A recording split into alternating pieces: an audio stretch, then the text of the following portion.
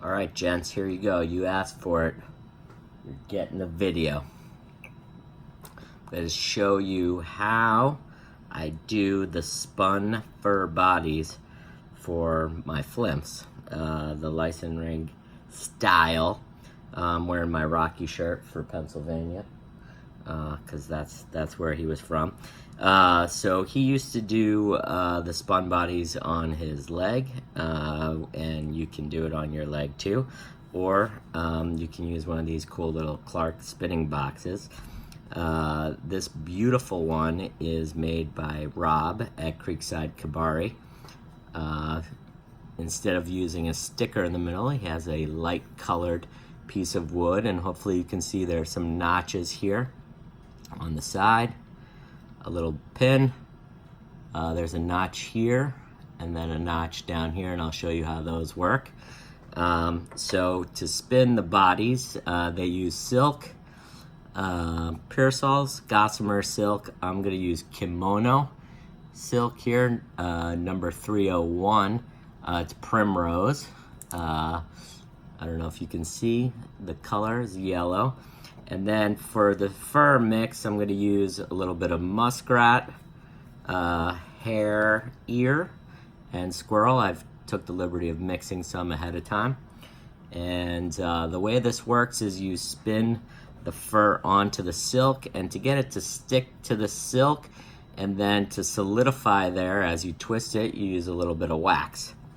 So first I'm going to see approximately how much length of silk I need. Well, about that much. I'm going to cut it off the spool. I'm going to take that silk here. I'm just going to run it through the wax like so, a couple times through the wax. The wax goes on pretty easily, gets it a little tacky, and then when it dries, and we're going to let it dry overnight, it'll harden and solidify the fur in there. So I run it through in the box, the little notch at the bottom, and then up and around the pin, and then there's a notch here on the side. And I put it on the side, that moves it out of the way. So now I have one length of silk down here, and I'm going to take a little bit of the fur here that I mixed together, and I'm going to lay it on top of the silk, a little heavier at the top, and then as I go down the silk, pretty much in the case of Rob's block, the between the notches is usually too much. I don't even need that length for like a size 12 or 14 hook. So you know, you can use that as a guideline if you get Rob's block, and I highly recommend it. You can find his shop on Etsy. He's out of Buffalo. So I got the fur on there. Hopefully you can see I've put a little bit of fur on there. So I take the other piece of string that was in the side notch, and I'm gonna lay it on top of the fur and then down through the bottom notch.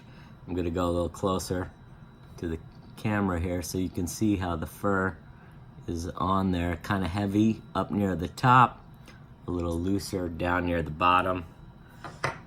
Then you can take it and you can take a dubbing needle and you can spread it out if you don't like how it laid in there as you put it down.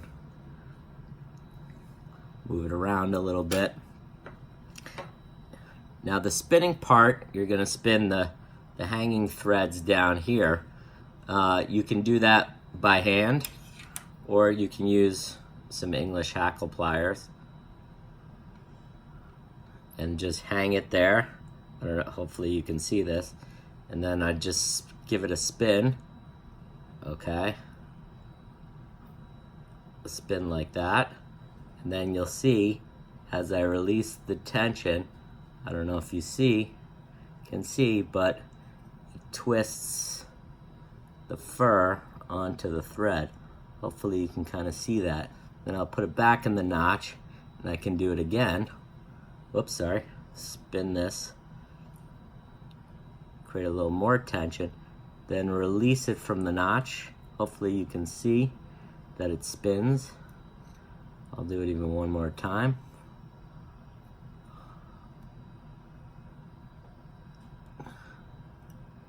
And there you have a little bit of spun fur. Now that light may be too bright, a little spun fur there. And then the way these guys, they would take a card. You have a card here labeled with what you did. Take it out of the notch, and then you have some slits in the card.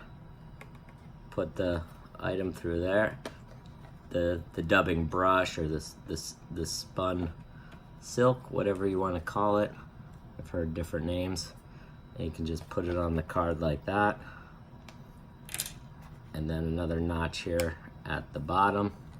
So it's strung on there like that. You let it sit overnight, and as the wax cools, it'll harden and lock it all together. And then you can use it the next day. And you do a bunch of them, and you can fill it up, and you can do all the different combinations for the classic patterns, or you can make your own dubbing mixes and be as creative as you'd like.